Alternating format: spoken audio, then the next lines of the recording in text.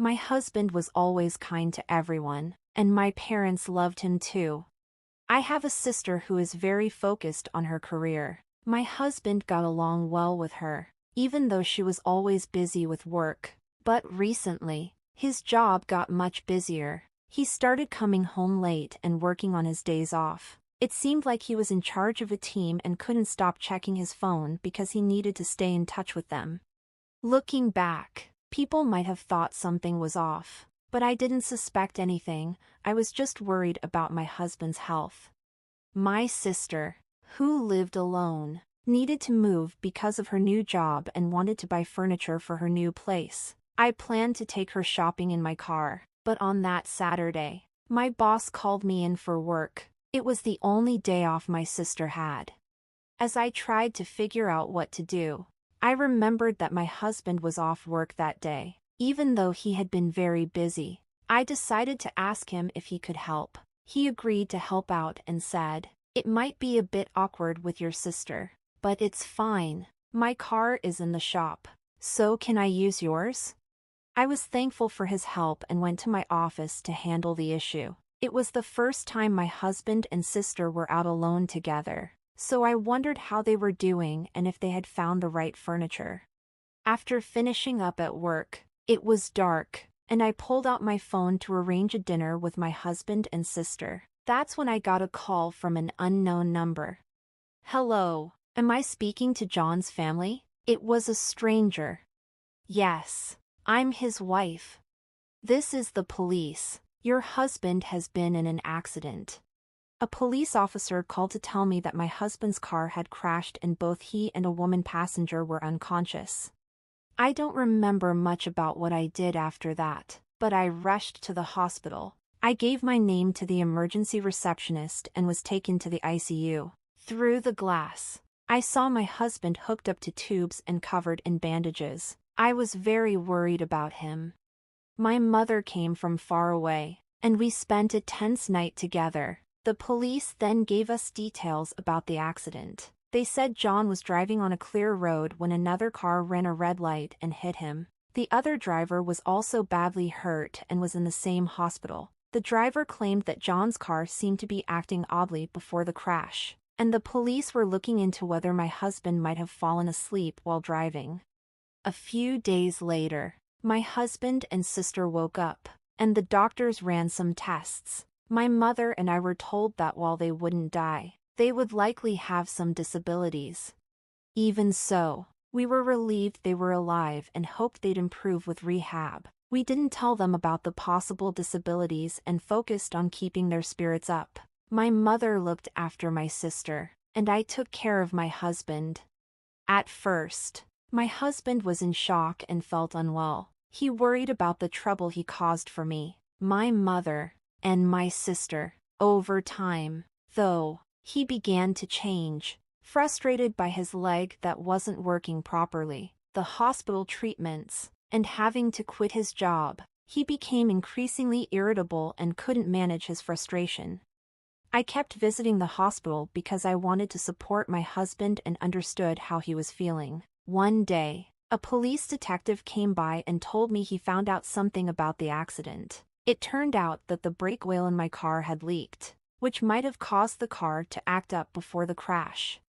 The woman who hit my car was also in bad shape, and her mother came to apologize. It was the first time I met her. After that, my husband's anger towards me increased. He was upset that I could move around while he couldn't and was annoyed that I wasn't at the hospital all the time due to my work. He started bossing me around, getting angry if I didn't meet his demands, throwing things, and complaining about his hospital room. He even complained when I went out to buy lunch for myself. His demands kept getting worse.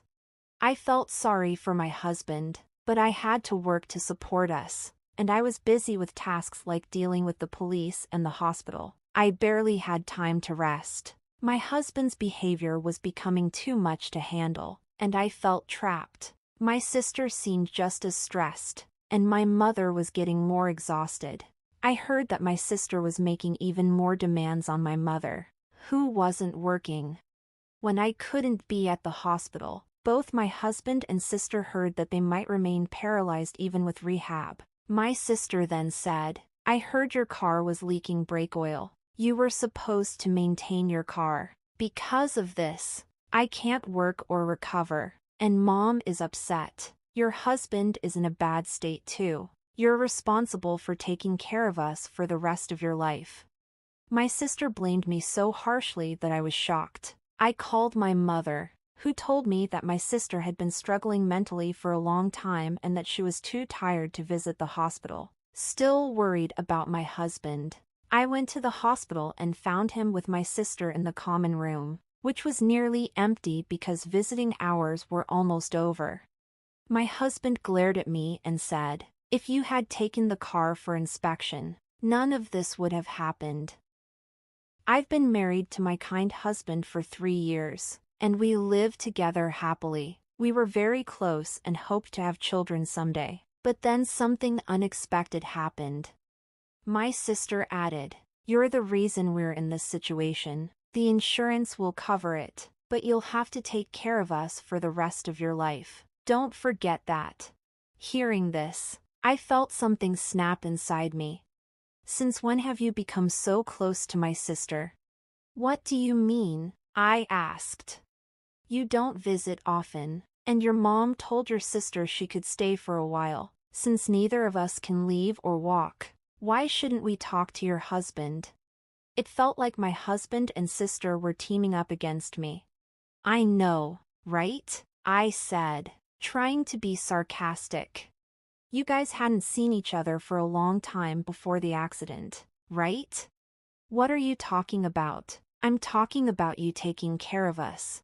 My husband ignored my question, and my sister didn't even look at me but nodded in agreement when my husband said she would be taken care of for the rest of their lives. I didn't really expect an answer, but I kept asking, hoping they might understand how I felt. "I wonder if the person whose car hit you is getting better now," I said. "How would I know?" she snapped. "She ran a red light. It's unbelievable." "Exactly. You can't imagine how scary it was. We really need to get some compensation from her. I was so close to a promotion too. If I hadn't stepped in, they'd just keep complaining." I think it's time to reveal the truth. "There's something I need to tell you." "What is it?" "I had my car inspected before the accident." "Really? Then the dealer should be sued. They should have known about the brake oil leak." "I know, right?" "So you know." "Right after the accident, the police called me. They wanted to check what caused the accident, so they asked to see my drive recorder. But that old recorder doesn't record sound and only starts recording after the accident, so it's useless." "I see. It's just like I thought. You didn't know I got a new drive recorder?" My sister looked surprised. "What?" "I also installed a camera inside the car." Her face went pale. "You know, new drive recorders start recording with even a small shake of the car. The police contacted me and said they saw the data." My husband looked confused, and my sister looked so pale she almost collapsed. "You were up to something, weren't you?" I asked her. "What do you mean? Did you do something to the car?" My husband was panicking. "And why do you talk to my sister like she's your girlfriend?" "Oh." My husband stopped talking. I had mentioned earlier that the new recorder could start recording with a slight vibration. So many intimate moments between them were captured. I was so embarrassed when the police asked if it was my sister who was in the car with my husband. My husband's face went white. "You two have been having an affair all this time?" I was completely fooled.